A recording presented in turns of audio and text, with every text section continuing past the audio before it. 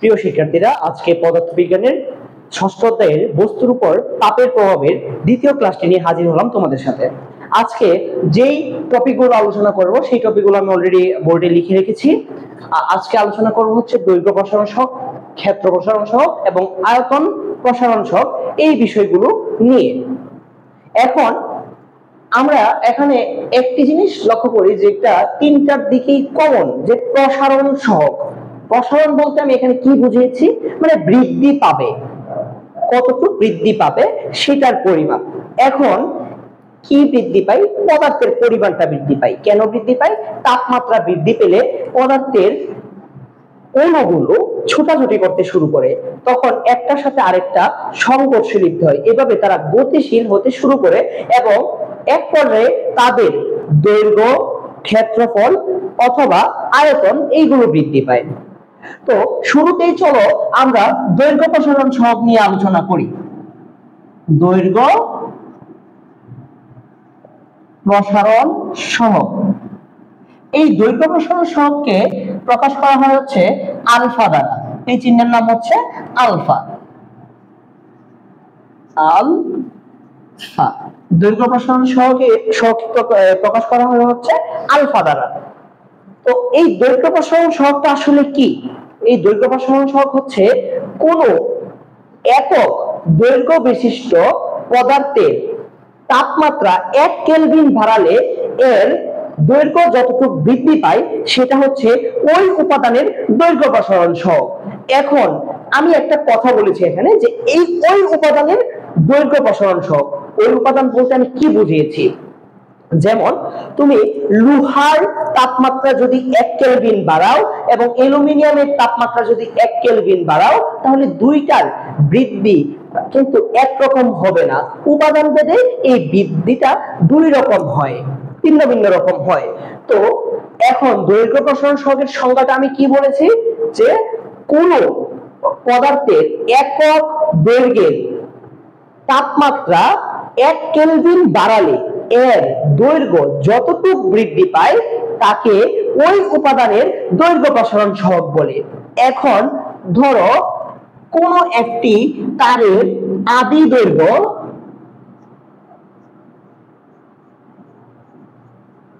হচ্ছে L1, suppose এইটা হচ্ছে ধরো তোমার আদি দৈর্ঘ্য, এই যে এতটুকু, এবং আদি তাপমাত্রা মানে প্রথমে যেই তাপমাত্রাটা ছিল, আদি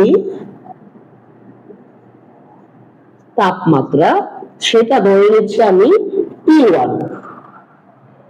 এটার দৈর্ঘ্য কি? এটার দৈর্ঘ্য হচ্ছে L1 এবং তাপমাত্রা ছিল হচ্ছে T1।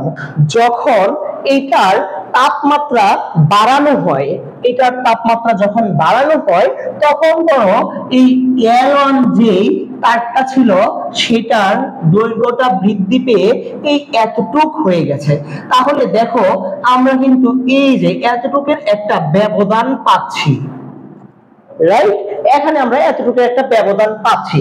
আমি যদি এই দৈর্ঘ্যটাকে আমি কি ধরেছি? এই দৈর্ঘ্যটাকে ধরেছি হচ্ছে L1 এবং এই দৈর্ঘ্যটাকে যদি আমি L2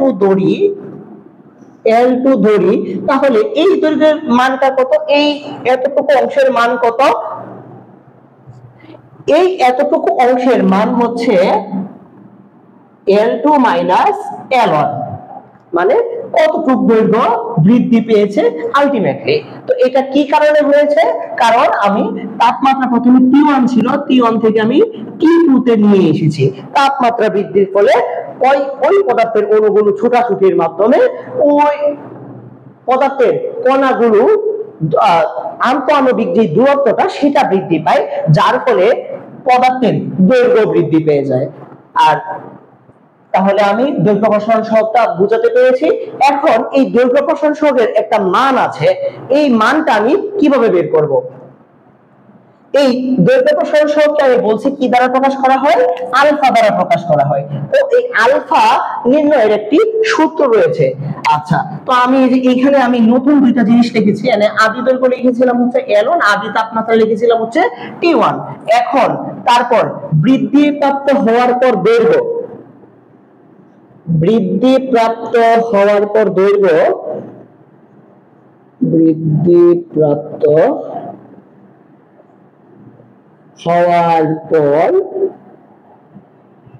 দৈর্ঘ্য সমান সমান হচ্ছে আমি লিখতে পারি L2 এবং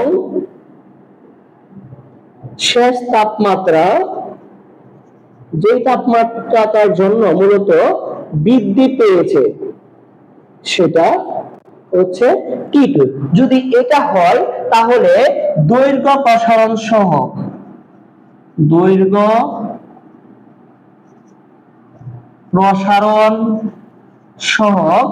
আলফা ইজ ইকুয়াল টু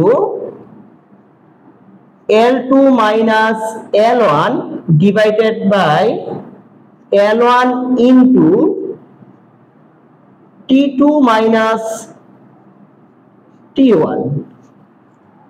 এখন এই জিনিসটাকে আরেকটু ভিন্নভাবে লেখা যায়। ভিন্নভাবে কেমন? L2 minus L1 এইটাকে আমি লিখতে পারি হচ্ছে ডেল L, মানে দৈর্ঘ্যের তারতম্য, এবং L1 into del T. Del T বলতে বুঝাইতেছি হচ্ছে আমি তাপমাত্রার যেই তারতম্য বা পার্থক্যটা। তো আশা করি তোমরা দৈর্ঘ্য প্রসারণ সহগ বুঝতে পেরেছো। এরপর আসি আমরা ক্ষেত্র প্রসারণ সহগ। ক্ষেত্র প্রসারণ সহগ, এই ক্ষেত্র প্রসারণ সহগকে প্রকাশ করা হয় হচ্ছে বিটা দ্বারা। এই চিহ্নের নাম হচ্ছে বিটা চিহ্ন। এখন এই ক্ষেত্র প্রসারণ সহগটা আসলে কি? কোন পদার্থের একক ক্ষেত্রফলের তাপমাত্রা 1 কেলভিন বাড়ালে এর ক্ষেত্রফল যতটুকু বৃদ্ধি পায় তাকে ওই উপাদানের ক্ষেত্র প্রসারণ সহগ বলে। তাহলে আমি জিনিসটা কি বলছি আবারও তোমরা একটু মনোযোগ দিয়ে শুনো। কোন পদার্থের, কোন নির্দিষ্ট পদার্থ হতে হবে, ভিন্ন ভিন্ন না, যে কোনো একটা নির্দিষ্ট ক্ষেত্রে কোন নির্দিষ্ট পদার্থের একক ক্ষেত্রফলের তাপমাত্রা 1 কেলভিন বাড়ালে এর ক্ষেত্রফল যতটুকু বৃদ্ধি পায় তাকে ওই উপাদানের ক্ষেত্রফল প্রসারণ সহগ বলা হয়। তো ধরে নিচ্ছি আমরা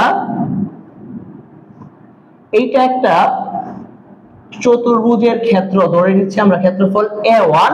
এটা প্রথমে তাপমাত্রা ছিল হচ্ছে T1 তাপমাত্রা ছিল, তারপর এইটার তাপমাত্রা আমি বৃদ্ধি করলাম, T2 তে নিলাম, তখন T2 তে নেওয়ার ফলে এটার ক্ষেত্রফলটা বৃদ্ধি পেয়ে গেল।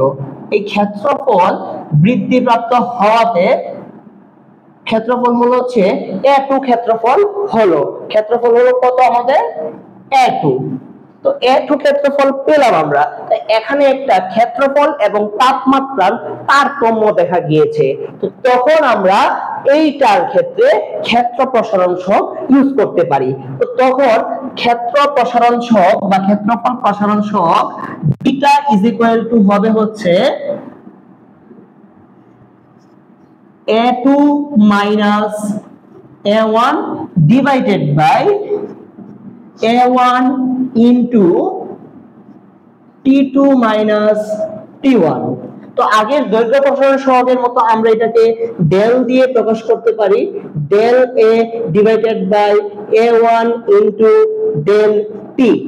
আচ্ছা, তোমাদের অঙ্ক আসার সময় যে কোনো একটা নির্দিষ্ট A1 A2 অথবা T1 T2 এর মান চাইতে পারে। যদি মান চাই তাহলে বাকিগুলোর মান দেওয়া থাকবে, যে কোনো একটার মান চাইলে বাকিগুলোর মান দেওয়া থাকবে।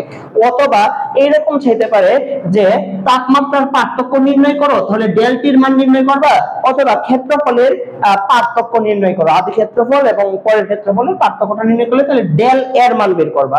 তো এইভাবে তোমাদের অঙ্কগুলো আসতে পারে। তো এরপর আসি আমরা আয়তন প্রসারণ সহগ নিয়ে। আয়তন প্রসারণ সহগটা আসলে কি দ্বারা প্রকাশ করা হয়? আয়তন প্রসারণ সহগ। এই আয়তন প্রসারণ সহগকে প্রকাশ করা হয় হচ্ছে গামা দ্বারা। এই চিহ্নের নাম হচ্ছে গামা চিহ্ন। তো আয়তন প্রসারণ সহগ এইটা কি বা আয়তন প্রসারণ সহগ কাকে বলে? কোন পদার্থের একক আয়তনের তাপমাত্রা 1 কেলভিন বাড়ালে ওই পদার্থের আয়তন যতটুকু বৃদ্ধি পায় তাকে ওই উপাদানের আয়তন প্রসারণ সহগ বলে। সূত্রগুলো কিন্তু সেম যেমন এবং সংজ্ঞাগুলো সেম। আমরা সূত্রটাও দেখে নিই এটার, যে সাপোজ ধরো কোন একটি বস্তুর আদি আয়তন ছিল হচ্ছে B1 এবং তাপমাত্রা ছিল হচ্ছে T1। যখন তুমি এটার তাপমাত্রা T2 তে পরিণত করলা তখন আয়তন বৃদ্ধি পেয়ে B2 হয়ে গেল। তো তখন তুমি এটা কিভাবে করতে পারবা? এই সংজ্ঞাটা থেকে সূত্রটা কিভাবে আসে তখন লিখতে পারো হচ্ছে gamma is equal to V2 minus V1 divided by V1 into T2 minus T1। এই সূত্রটা চলে আসে। তো আমরা এখন তিনটা সূত্র একসাথে করে আমরা দেখব।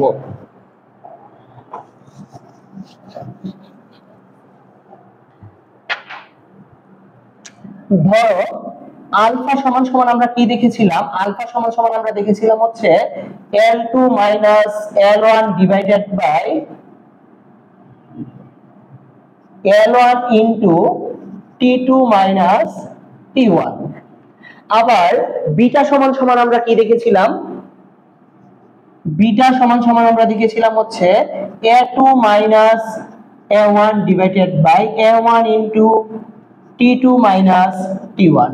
আবার গামা সমান সমান আমরা কি দেখেছিলাম? গামা সমান সমান দেখেছি হচ্ছে B2 minus B1 divided by B1 into T2 minus T1। সূত্রগুলো কিন্তু অনেকটা একই রকম এবং সংজ্ঞাগুলো অনেকটা একই রকম। যেমন আমি আবার যদি প্রথম থেকে সংজ্ঞাগুলো দেই, যে আলফা এটা মূলত কি? এটা হচ্ছে দৈর্ঘ্য প্রসারণ সহগ। দৈর্ঘ্য প্রসারণ সহগ কাকে বলে? দৈর্ঘ্য প্রসারণ সহগ হচ্ছে কোন বস্তুর একক দৈর্ঘ্যের তাপমাত্রা 1 কেলভিন বাড়ালে এর দৈর্ঘ্য যতটুকু বৃদ্ধি পায় তাকে ওই উপাদানের দৈর্ঘ্য প্রসারণ সহগ বলে। তারপর হচ্ছে বিটা। বিটাকে কি বলা হয়? ক্ষেত্র প্রসারণ সহগ বলা হয়। তো ক্ষেত্র প্রসারণ সহগটা কি? কোন পদার্থের একক ক্ষেত্রফলের তাপমাত্রা 1 কেলভিন বাড়ালে এর ক্ষেত্রফল যতটুকু বৃদ্ধি পায় তাকে ওই উপাদানের ক্ষেত্রফল প্রসারণ সহগ বলে। এরপর হচ্ছে গামা। গামাটা কি? গামা হচ্ছে আয়তন প্রসারণ সহগ। এইটার সংজ্ঞাটা কি? এইটার সংজ্ঞাটা হচ্ছে কোন পদার্থের একক আয়তনের তাপমাত্রা 1 কেলভিন বাড়ালে এর আয়তন যতটুকু বৃদ্ধি পায় তাকে ওই উপাদানের আয়তন প্রসারণ সহগ বলে। এবং সংজ্ঞাগুলো যেরকম একই রকম, সূত্রগুলো প্রায় সেম। তো এইখান থেকে আমরা আরেকটি বিষয়ে উপনীত হতে পারি। যেমন আমরা লিখতে পারি হচ্ছে বিটা সমান সমান 2 আলফা। তুমি যদি কোনটার দৈর্ঘ্য প্রসারণ সহগ বের করতে পারো তাহলে এটার ক্ষেত্র প্রসারণ সহগ এবং আয়তন প্রসারণ সহগ ইজিলি বের করতে পারবা। কিভাবে? বিটা সমান সমান 2 আলফা এবং গামা সমান সমান 3 আলফা। এই ছিল হচ্ছে আজকের ক্লাসে তোমাদের দৈর্ঘ্য প্রসারণ সহগ, ক্ষেত্র প্রসারণ সহগ এবং আয়তন প্রসারণ সহগ নিয়ে যে বেসিক কনসেপ্ট ক্লাসটি সেটি। তো আশা করি তোমাদের ক্লাসগুলো ভালো লাগছে এবং আজকের ক্লাসটিও ভালো লেগেছে। তো সাবস্ক্রাইব করে আমার চ্যানেলটির পাশে থাকবে এবং আমার ক্লাসগুলো তোমরা যদি রীতিমতো পড়ো ইনশাআল্লাহ তোমাদের জন্য আরো অনেক অনেক ক্লাস নিয়ে হাজির হব আমি ইনশাআল্লাহ। ধন্যবাদ সবাইকে। আসসালামু আলাইকুম।